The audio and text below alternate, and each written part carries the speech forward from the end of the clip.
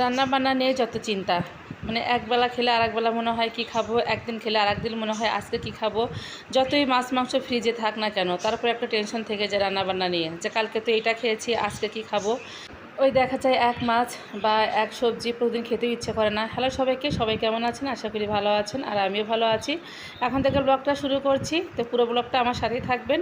আশা করি ভালো লাগবে, আর ভালো লাগলে অবশ্যই একটা লাইক, কমেন্ট আর শেয়ার করে দেবেন। তো এই তো এখানে নিয়েছি খাসির ফোপড়া, তেল ছিল আর এমনিতে ছিল। তো সেগুলো ভালো করে ধুয়ে একদম পরিষ্কার করে নিয়ে তারপরে আলু কেটে নিয়েছি, পেঁয়াজ কুচি, রসুন, এখানে কাঁচকলা কেটে নিয়েছি ভাজি করার জন্য। তো এগুলোই আজকে রান্নাবান্না। আর এখানে যে পেঁয়াজ আর রসুন বাটা করে নিয়েছি, আদা জিরা বাটাও আছে। আর এখানে কড়াইটা যে মাটি দিয়ে একদম লেপ দিয়ে নিয়েছি। তো যাই হোক, সব কিছু গুছিয়ে নিয়ে এখন কিন্তু রান্নাটা বসিয়ে দিয়েছি। তো প্রথমে একটা ডিম ভাজি করে নেব, ওই তো কাব্য শোনার জন্য। কারণ কাব্য এই খাসির ফোকরাটা খুব একটা পছন্দ করে না। যদি আবার না খেতে চায় তখন আবার খাবার সময় একটা ঝামেলা হবে। তো ওই জন্যই ভাবলাম যে একটা ডিম ভাজি করে রেখে দেই, যদি মনে চায় খাবে, না হলে না খাবে, তো সেটা কোনো ব্যাপার না। তো আজকে বেশি কিছু রান্নাবান্নাও করব না, ওই একটু কাঁচকলা ভাজি করব আর এই খাসির ফোকরাটা রান্নাবান্না করব আলু দিয়ে। আর একটুখানি ডাল ছিল, তো সেটা একটু জাল দিয়ে একদম শুকিয়ে নেব। ডাল শুকনা কে কে খায় জানি না, তবে এই ডাল শুকনা কিন্তু খেতে খুবই মজা। ওই তো এরকম হয় যে একদিন, 2 দিন, 3 দিন মাছ খেলে আবার মাছ তখন খেতে ইচ্ছে করে না, পরে মনে হয় একটু একদিন মাংস খাই। আবার একদিন মাংস খেলে মনে হয় থাক আজকে মাছ মাংস কিচ্ছুই খাবো না, আজকে একটু ভর্তা ভাত কিংবা একটু হালকা পাতলা ডাল কিংবা অন্য রকম কোনো নিরামিষ জাতীয় খাবার খায়, মানে এরকমই মন চায় আর কি।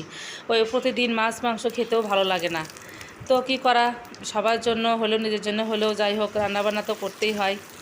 তো অনেক রকম চিন্তাভাবনা করেই দেখা যায় যে রান্নাবান্নাটা করা লাগে আর কি।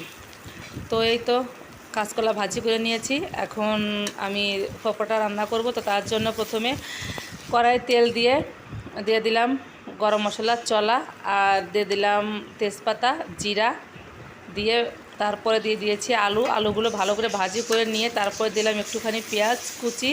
পেঁয়াজটার সাথে ভাজি করে তারপরে কিন্তু আমি দিয়ে দিয়েছিলাম পেঁয়াজ আর রসুন বাটা, সেটাও ভালো করে ভাজি করে তারপর দিয়ে দিলাম বাটা মশলাতে ভালো করে একটু ভাজি করে নিয়ে তারপর একটু কষিয়ে নেওয়ার জন্য জল দিয়ে দিলাম।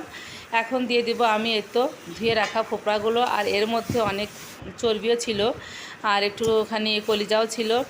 তো ওই জন্য একটু তেলের পরিমাণ একটু কমই দিয়েছি। তো যাই হোক, সুন্দর করে কষিয়ে নিয়ে আমি জল দেব না, এমনিতেই একটু ঢাকনা দিয়ে ভালো করে কষিয়ে তারপরে কিন্তু ঝোল দিয়ে দেব। আর এর মাঝখানে আমি অনেকবারই একটু ঢাকনা দিয়ে দিয়েছি আর একটু হালকা জল দিয়েও ঢেকে দিয়েছিলাম, মানে বারবার ঢেকে দিয়ে কষিয়ে নিয়ে তারপরে কিন্তু ঝোল দিয়েছি। আর এই ফোপড়াটা রান্না করতে কিন্তু খুব একটা সময় লাগে না। তো এদিকে ঝোল দিয়ে এসে তারপর রাইস কুকারে ভাত বসিয়ে দিয়েছিলাম, দেখি যে ভাতটা হয়ে গেছে। তো সুইচটা অফ করে দিয়ে আবার একটু ঢাকনা দিয়ে তারপর আবার বাইরে চলে গেলাম রান্নার জন্য। ওই 2 দিকে রান্না করতে গেলে একটা ঝামেলা, মানে ঘরে রাইস কুকারে ভাত দিয়ে দিয়েছি আর বাইরের চুলাতে রান্না করছি। ভেবেছিলাম যে গ্যাসে রান্না করব, কিন্তু প্রচণ্ড গরম, মানে রোদের তাপটা খুব কম, কিন্তু ভাবসা একটা গরম উঠেছে।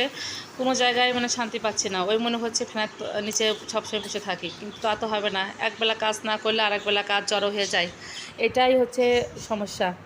এদিকে আমার কথা বলতে বলতে কিন্তু ঝোলটাও হয়ে গেছে, আর ঝোলটা একটু চেক করে নিলাম লবণ ঠিক আছে কি না। তো যাই হোক, অনেক সুন্দর একটা কালারও হয়েছে আর খেতে অনেক ভালো লেগেছিলো। এই ফোপড়াটা বেশ কয়েকদিন আগে আনা হয়েছিল, খাওয়া হয়নি, তো ভাবলাম যে আজকে রান্না করি। তো যাই হোক, এই যে অল্প একটুখানি ডাল ছিল, কালকের মাছের মাথা দিয়ে মাছের ডাল রান্না করেছিলাম, তো এটা একটা শুকিয়ে নিলাম। এই ডালটা মানে সবাই পছন্দ করে আর কি, শাশুড়ি মা পছন্দ করে, আমিও, ওর বাবা পছন্দ করে। তাই যাই হোক, আজকের মতো এখানে বিদায় নিচ্ছি। সবাই ভালো থাকবেন, সুস্থ থাকবেন।